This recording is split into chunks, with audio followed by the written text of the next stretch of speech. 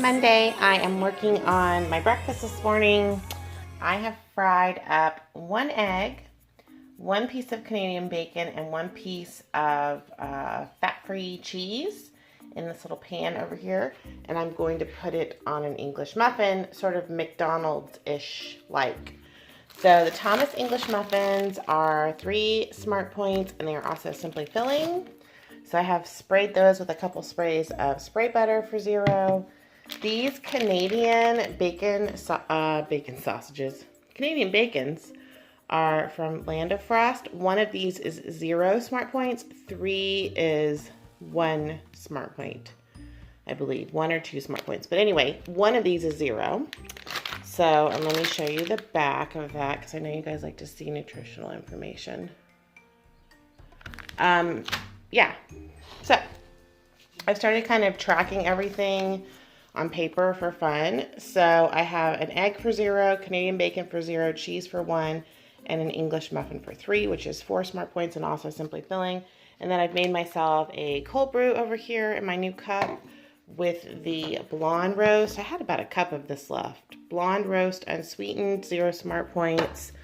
1 cup's worth of the unsweetened almond milk, which is carrageenan free. I don't know what that means still.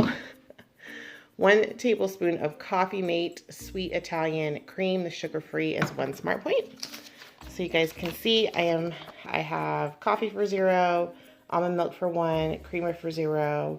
I'm gonna put some stevia in it, some drops for 0. So 1 point for the coffee, and then I've got my vitamins rolling around right here. So there is breakfast. You guys can kind of see I started with 27. I'm at 22 points, left. Blah, yeah.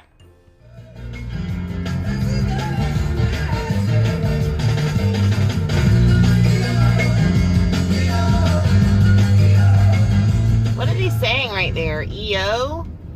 EO? Sting, what are you saying right there? I don't understand you. Is that the name of the lady that was magic? Sounds like he's saying EO. EO. Oh, Sting.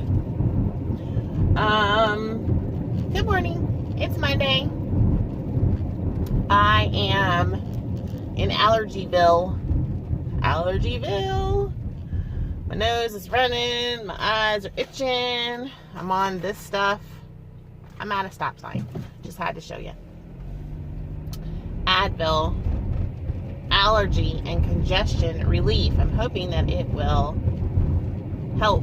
I took it yesterday and it made me so sleepy, but I have no choice because otherwise I just can't function. Oh, we have a full moon right now.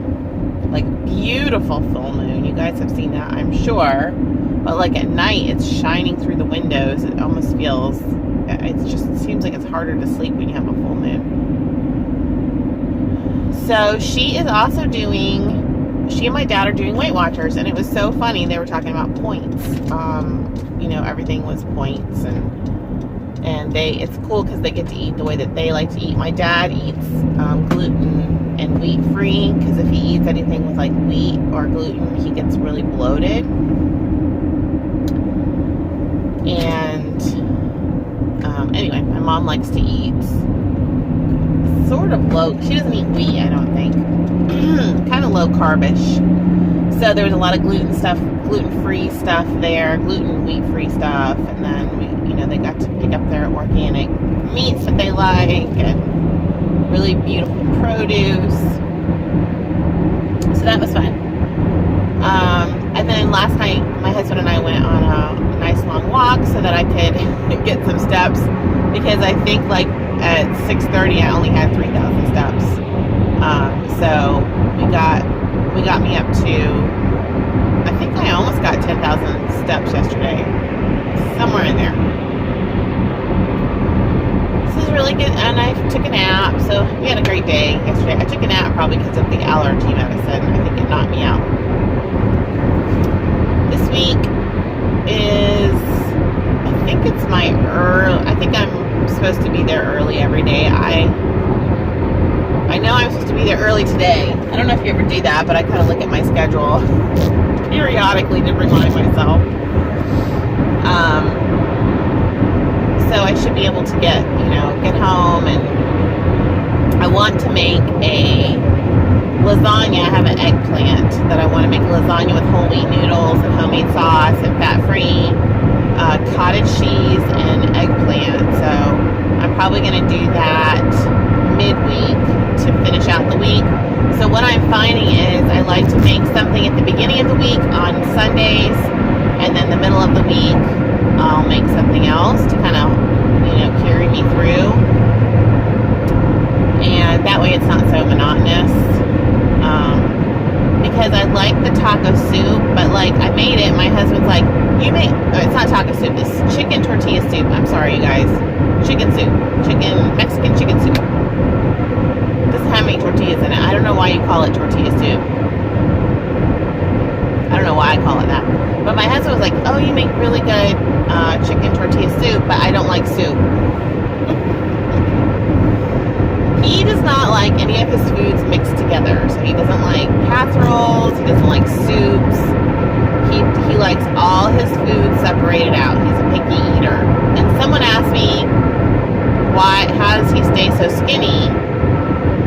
Well, number one, he has an extremely high metabolism. His siblings and his dad are the same way. Most of his siblings and his dad are the same way. They all stay, really thin. And then secondly, he's extremely picky in his eating. My husband does not eat if he's not hungry, so we have gone out before. I think I've told you guys this, to dinner or lunch, and he won't order anything because he's not hungry. And I am somebody, I can always eat. Whoa, the sun is crazy looking. Woo. So, I think the combination of the two, he doesn't eat when he's not hungry, he's a really picky eater, and he has a high metabolism. There you go. I remember doing like a paper or a study or something a long time ago on body types, like the endomorph and the ectomorph, and like body, like how we metabolize food and our body shapes and all that. And I believe he was a endomorph. I'm an ectomorph. I don't know, kind of fun to look up. Okay, thanks for whoever set me straight yesterday we were talking about little Weight Watcher cheat ways to measure food if you're out and about. We were saying your thumb is 1 ounce. In the pocket guide, the Weight Watchers Freestyle pocket guide, they go through them a little bit more thoroughly. Just FYI, I'll show that to you later if I remember. But the palm of your hand, I was saying yesterday on my live chat, was 4. It's actually 3 ounces according to Weight Watchers. So if you use the palm of your hand as a guide, it's 3 ounces. I have a big hand though, so I think mine's more like 4 ounces. But so if you're out and you're ordering a piece of salmon or chicken breast or a small steak, you can use your hand as a guide in terms of tracking. So, obviously it's better to be more precise and weigh things and all that, but if you're in a pinch, they gave you a couple of ideas of, if you want to know what 1 ounce of cheese is, you just look at your thumb, the top of your thumb right here, and that's 1 ounce. So it's a nice way to measure as well as you can when you're out and, trying to be mindful. Oh, and thanks to, I think it's Pamela Sled, I hope that's who it was, that told me that you can take those boxes of Weight Watcher stuff that you don't like, you can take them back. So, I'm going to take back the weirdo fettuccine noodles and the weirdo rice stuff and get a credit or my money back, because I won't be eating those. And you guys don't seem to want them either. You guys are all like, isn't that funny? Alright, I will see you guys at lunch. Here is Monday's lunch. This is the chicken tortilla soup type deal that I made over the weekend. I'm counting 1 smart point for the soup because I used avocado oil in the actual soup and some chili beans. So 1 point for the soup. I have 0 smart points worth of fat-free sour cream. Sorry, my brain's going dead. 1 tablespoon is 0 smart points. I have 1/4 of a cup of the shredded fat-free cheddar in here. So 1 for the soup, and then I have 14 of these blue corn tortilla chips. 14 of these is 4 smart points. I have some washed blueberries right here that I'm gonna eat, and I have a Dr. Zevia.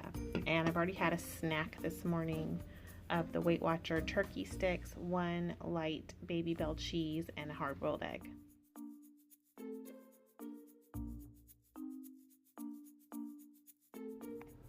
Hey everybody! 1,000 Wishes Bath & Body Works hand sanitizer. I think that this would be like 1,000 wishes that you don't get sick. That's what I'm gonna call it. 1,000 wishes that you don't get ill.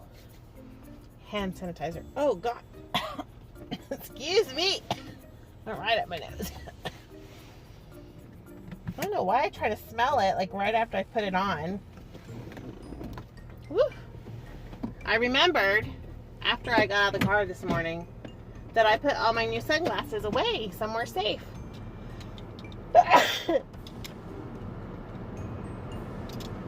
Oh my goodness. I want to apologize to you all for that. Okay. The heat is on. Okay, we're gonna just try to get out of the parking lot now without doing anything else stupid. So, how's your day going? Hope y'all are having a great on-plan day. Let's turn that down. It's a little loud, a little much. It's kind of overcast and windy, and it's tornado season, and so I'm like, I don't like it when it's like this. Oh, and the parking lot's tight. Okay, I will start talking about something important in just a second. Maybe. Yeah, so last night I was I was reading, before I went to bed, I've been reading Thin for Life. I'll try to put a picture of it right here. It is a book that I read back when I lost my initial weight. I didn't get down to goal, so I lost 70 pounds. I did it on the old Weight Watchers program. You guys know this. You guys that have watched me for a long time, but if you're new to my channel, so back in the early 2000s, I did an older Weight Watcher program. It was just basic points, and so the idea was calories, fiber, fat, and 1 point was equivalent to 50 calories, but the more fiber you had, the less, you get credit for that, and your points would knock down. So people would cheat the system and eat something really high fiber and hope that it would come out to less points. So there were some issues there, but a lot of people, I'm sorry, we're going to jiggle. A lot of people lost a lot of weight on that program. I was online at that time. I had a blog called, this is back in the days of Blogger. Is Blogger still around? Blogs, or maybe it was Blogspot, something like that. So I had a blog called Losing It and Loving It, and I was online with all kinds of other people on Weight Watchers, and this was back in the day of message boards, Dottie's weight loss zone. If you're doing an old Weight Watchers program, if you're doing Points Plus or anything like that, go to Dottie's weight loss zone. It's www.dwlz.com, and she has message boards and all the restaurant points, and I mean, we all hung out there, and we all hung out on this message board called 3 Fat Chicks and Boot Camp Buddies. I mean, it was a fun online community at that time, and we would get into chat rooms and talk about what we were eating. And so YouTube and Instagram are sort of the revamping of that life. And I felt like that was maybe more of a give and take equally give and take, because we were writing each other all these long, very involved. And so I would write somebody something on a message board, they'd write me back, and it was just a really cool way to do it. This is more of, YouTube is more of me putting myself out there, and then over time you connect with people that have been watching you since the beginning. And I have subscribers that always comment on my videos, that are always just such great support to me. And if they disappear for a while, I'm like, where did they go? But yeah, so it's cool. It's a different kind of community now, but it's really cool in a different kind of way. So what am I talking about?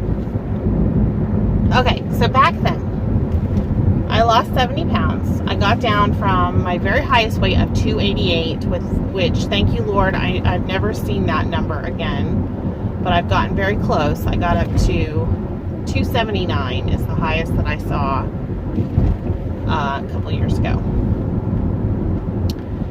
And it was all water weight. No, it wasn't all water. 100 and however many pounds of water weight. Oh boy. So I read this book back then called Thin for Life. Thin for Life, Thin for Life. Yes. And it was talking about people that maintain weight loss. In fact, I was just watching at lunchtime today, Bob Harper did an interview after the whole New York Times piece came out on The Biggest Loser that I was talking about last week. And he was saying that the interviewer was asking him, how does he feel about all of these Biggest Loser contestants gaining their weight back? And he said that he feels like that's more representative of dieters on the whole, and not just the Biggest Loser people. Because what he was saying is that when you lose weight, your body will fight you tooth and nail to put it back on. And he said, of course, the body does that by slowing the metabolism. And I mean, it really does fight you. And you guys know that, especially those of you that are close to your goal weight, you know how hard it is to get off, from what I've heard, the last 10 or 15 pounds, because your body is just fighting you.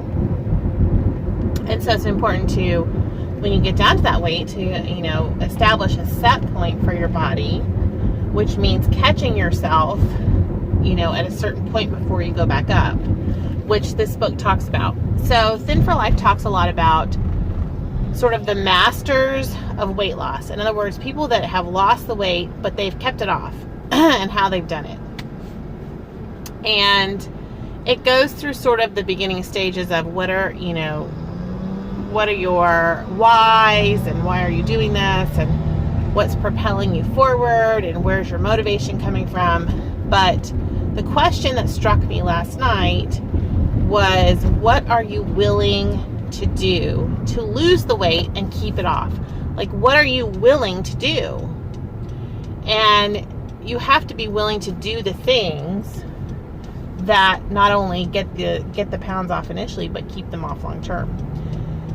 And then Bob Harper was also saying, which we've heard this before, but he was reiterating that the battle is keeping it off. It's not so much getting it off, it's keeping it off. And for me, it's such a battle getting it off that I can't even imagine anything more difficult. So when people say it's harder to keep it off, I just feel like I'm really in for something intense. So this whole idea of what are you willing to do, I sat down last night and made a list of what I am willing to do long term. Because I had a conversation with a friend of mine who lost a lot of weight in the last couple of years on like the ketogenic diet, and she has gained the majority of it back. And that happens to a lot of us, not all of us, that happens to a lot of us. We lose weight and then we gain it back, and we're like back to square one, right? I think a lot of people can identify with that, and I know there are some people that know this is my first rodeo and I haven't done that before, but for many of us, we've been there, done that. So, you know, she's really busy and has a very intense life right now. And she said, I can't get back to that place of losing right now in my life. She said, you know, basically what she was saying is, I'm not willing to do that right now. Like all the steps that it takes to get the weight off and keep it off.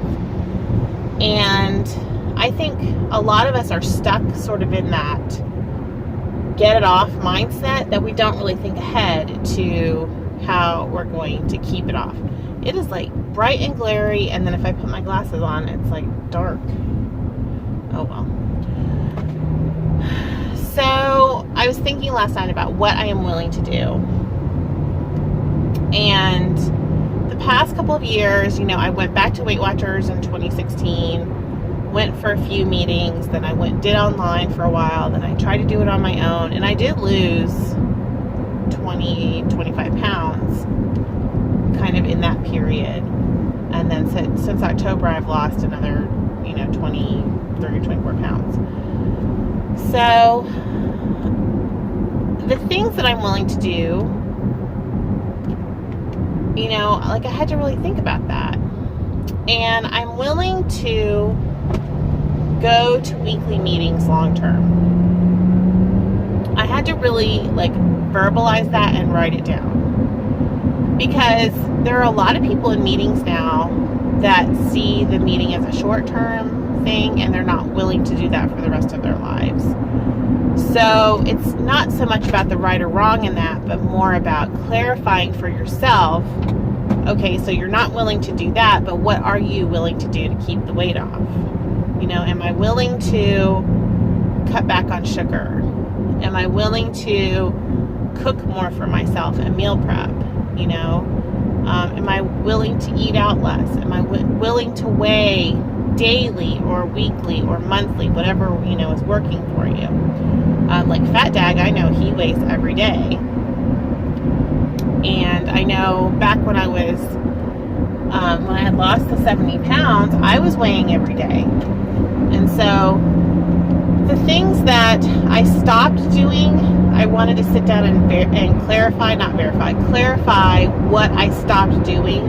The things that obviously I wasn't willing to do, and I was not willing back then to track all my food every day. I was not willing to go to meetings. I was not willing to exercise.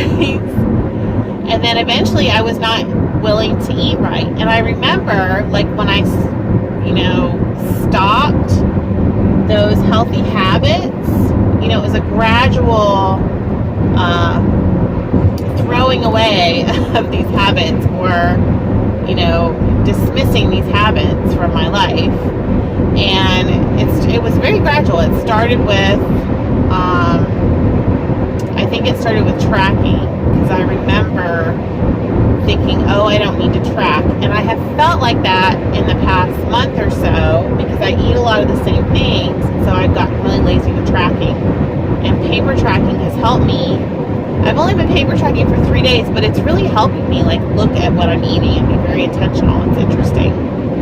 So, you know, I really had to ask myself last night, am I willing to track my food for the rest of my life? Is that what it's going to take to keep the weight off? I feel like meetings and weighing in every week is key right now. And then I think when you're lifetime, you only have to weigh in every month, like once a month. And I really feel like that is going to be essential. And then also the way that I eat now is going to be imperative. And then also the increase in activity. I think you have to have, or I have to have that, an increase, that I'm willing to maintain that increase in activity. Because if I get to go away and I drop all of these things like I did before, I'm going to be back at square one. But I really had to take a hard look at myself last night when I was reading that chapter and think about what I am willing to do long term. Then I made a list of what I'm not willing to do. And I am not willing to give up cake for the rest of my life. Now that doesn't mean I'm going to have cake every day or every month or every week or whatever. But I'm not willing to give that up. I'm not willing to give up bread for the rest of my life. You know. I think those are really the only things that I am not willing to exclude whole food groups again, because I have tried the low carb thing and I love fruit and I love bread too much. I would rather lose slowly than give those things up. So I don't know, it was kind of an agreement that I was making with myself last night about what are we going to do, Amy, for yourself long term. I think it's important for us to have like these really honest conversations with ourselves, like to wake up to the reality of what we're doing, and that this isn't about getting to a certain dress size. Or I know you guys have seen like, people on YouTube or Instagram that they're trying to get to a certain, special event in their lives, and they're losing weight for that, and that becomes their why, but they never think about what they're willing to do past the event to keep the weight off and what that looks like. And it really is challenging. And so, the goal weight that I have in my head is like 180 pounds, somewhere in there. And the other thing that's helped me is Fat Dag talks a lot about, you'll know you're at goal weight because you'll step on the scale and you'll be like, I don't want to gain any more weight, and I don't want to lose any weight, and I don't want to gain any weight at this point. But you'll feel it. It's more of a say yes to the dress moment where you get on and you're like, is this your goal weight? And you're like, yes, this is my goal weight. I have to talk about say yes to the dress. I don't know why I like that show so much. But anyway, I was just thinking about that last night. Like, when at this point, what am I willing to do, and what am I willing to do long term? Anyway, I highly recommend that book if you have not read it. I feel like it's such a sensible approach. Now, at the end, they have some crazy diet, like quick start diet or something,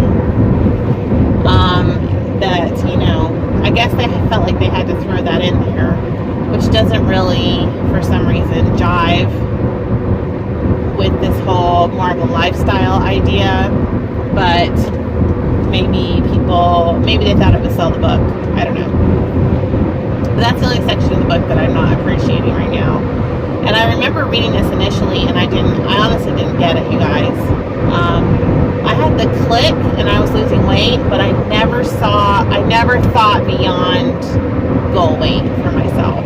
And I feel like that's something that has matured, like that whole idea. And a lot of that I attribute to watching other YouTubers and reading books and, reading other people's stories about, maintaining their weight. I think you guys have shared a lot with me, and that's really helped me. So, anyway, I just want to talk about that for a minute. And I'm heading home. I had kind of a bummer with my fat-free Kroger cottage cheese. For some reason, it was scanning 0. I promise it was scanning 0. And then I looked it up, and it's not 0. It's like 1 point for half a cup, which is fine. But I was like, why did it scan for 0 yesterday? Unless I was just seeing things again. So that's fine. I have 13 points or something like that for dinner. So that is more than enough. And I will see you guys at dinner. Hey everyone, I am cooking dinner for Monday night. I have a piece of chicken that I made in the crock pot the other day. No, in the oven. It has some barbecue seasoning on it, and it has some of the sugar-free barbecue sauce for 0 smart points. So the chicken is 0. Then I'm going to have some riced cauliflower veggies for 0 smart points. And in the oven, I'm baking off about 8 points worth of sweet potato fries. So I'm going to count 8 for this entire dinner.